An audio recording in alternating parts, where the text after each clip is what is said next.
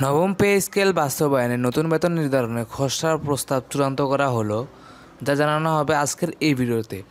নবম pay scale যেসব সুবিধা পাবেন সরকারি কর্মচারীরা, কী সুবিধা পাবেন সরকারি কর্মচারীরা তা জানার জন্য আজকে এই ভিডিওটি এক সেকেন্ড না টেনে সম্পূর্ণ ভিডিও দেখবেন।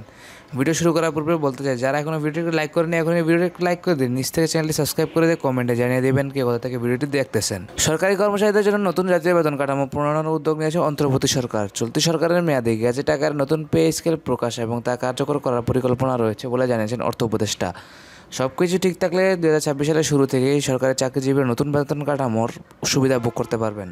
অর্থ মন্ত্রণালয়ের সূত্র জানায়, নতুন কাঠামো শুধু বেতন নয়, চিকিৎসা, শিক্ষা ও পদোন্নতি সহ বিভিন্ন ভাতা যুগান্তকারী পরিবর্তন আসে। এরই মধ্যে জাতীয় বেতন কমিশন গঠিত হয়েছে, যা আগামী ডিসেম্বরের মধ্যে সরকারের কাছে চূড়ান্ত সুপারিশ জমা দেবে। সাবেক অর্থ সচিব জাকির আহমেদ খানের নেতৃত্বাধীন এই কমিশনকে একটি টেকসই ও ন্যায়সঙ্গত বেতন কাঠামো প্রণয়নের দায়িত্ব দেওয়া হয়েছে। আর নতুন বেতন কাঠামো কার্যকর করার লক্ষ্যে অর্থ বরাদ্দ চলতি অর্থ বছরের সংশোধিত বাজেটে রাখা হবে। বাজেট সংশোধন শুরু হবে ডিসেম্বরে। সেখানে নতুন পে স্কেল কার্যকর করার বিধান যুক্ত করা হবে, যাতে নতুন পে স্কেল আগামী বছরের মার্চ এপ্রিল থেকে বাস্তবায়িত হতে পারে। অন্তর্বর্তী সরকার দায়িত্ব নেওয়ার পর থেকেই ভাতা সংস্কার ও বেতন কাঠামো আধুনিকায়নের উপর জোর দিচ্ছে। নতুন পে স্কেল কার্যকর হলে সরকারি কর্মচারীদের আর্থিক নিরাপত্তা ও জীবনমানের উন্নয়ন ঘটবে, যা কর্মক্ষেত্রে আরও উৎসাহ ও দক্ষতা বাড়াবে। তথ্য মতে সরকার নতুন জাতীয় বেতন কাঠামো প্রণয়নের লক্ষ্যে চলতি বছরের গত 24 জুলাই গঠিত জাতীয় পে কমিশন গঠন করে। গঠিত কমিশন আগামী ডিসেম্বরের মধ্যে সরকারের কাছে এই সংক্রান্ত চূড়ান্ত সিদ্ধান্ত জমা দেবেন। সাবেক অর্থ সচিব জাকির আহমেদ খানকে চেয়ারম্যান করে গঠিত এই কমিশন সরকারি কর্মকর্তা কর্মচারীদের জন্য যুগোপযোগী ও টেকসই বেতন কাঠামো প্রণয়নের কাজ চলছে। বর্তমান সর্বোচ্চ ও সর্বনিম্ন বেতনের অনুপাত 10:1। নতুন কাঠামোতেও এই অনুপাত 8:1 থেকে 10:1 মধ্যেই থাকবে বলে জানিয়েছেন।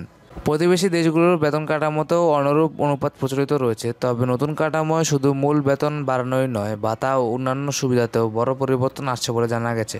নতুন কাঠামোতে যেসব সুবিধা থাকতে পারে বলে জানিয়েছেন, বেতন বৃদ্ধি, চিকিৎসা ভাতা, সন্তানদের শিক্ষা ভাতা বৃদ্ধি, ন্যায়সঙ্গত অনুপাত নির্ধারণ। বেতন বৃদ্ধি, নতুন পে স্কেলের মাধ্যমে সরকারি চাকরিজীবীদের বেতন কাঠামোতে পরিবর্তন আসবে এবং তারা উল্লেখযোগ্যভাবে বেশি বেতন পাবেন। বিশেষ করে বিশ্ববিদ্যালয়ের শিক্ষক, চিকিৎসক, প্রকৌশলী, বিজ্ঞানী ও গবেষকদের জন্য নতুন কাঠামোয় বিশেষ প্রণোদনা ভাতার প্রস্তাব থাকবে। কমিশনের মতে এইসব খাতে তরুণদের আগ্রহ কমে যাওয়ার উদ্ভাবন ব্যাহত হচ্ছে, ফলে মেধাবীদের আকৃষ্ট করতে এ পদক্ষেপ নেওয়া হবে। চিকিৎসা ভাতা বৃদ্ধি, বর্তমানে অনুমোদিত চিকিৎসা ভাতা বাড়ানো হবে, যা কর্মচারীদের স্বাস্থ্যসেবার জন্য একটি বড় সুবিধা বলে বিবেচিত হচ্ছে। বর্তমানে একজন কর্মচারী চাকরি শুরু থেকে অবসর পর্যন্ত মাসে 1500 টাকা চিকিৎসা ভাতা পান। কমিশন এ ভাতা বাড়ানোর পাশাপাশি অবসরত্বের সময়ের জন্য বাড়তি সুবিধা রাখার পরিকল্পনা করছেন।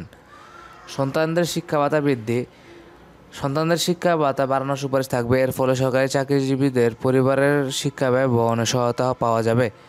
ন্যায়সঙ্গত অনুপাত নির্ধারণ, সর্বোচ্চ ও সর্বনিম্ন বেতনের অনুপাত ন্যায়সঙ্গত রাখার উদ্যোগ নেওয়া হয়েছে। নতুন কাঠামো 1:8 বা 1:10 অনুপাত কার্যকর হলে বৈষম্য কিছুটা কমবে বলে আশা করা হচ্ছে। তো এই ছিল আজকে পে স্কেলের সর্বশেষ আপডেট। এই ভিডিও দেখে সরকারি কর্মকর্তারা কী ভাবছেন তা আপনাদের মূল্যবান মতামত আমাদেরকে কমেন্ট করে জানিয়ে দেবেন, কারণ আপনাদের করা প্রতিটি মতামত আমাদের কাছে খুবই মূল্যবান। দেখা হচ্ছে পরবর্তী পে স্কেলের লেটেস্ট আপডেট নিয়ে। ধন্যবাদ সবাইকে। আসসালামু আলাইকুম। আল্লাহ হাফেজ।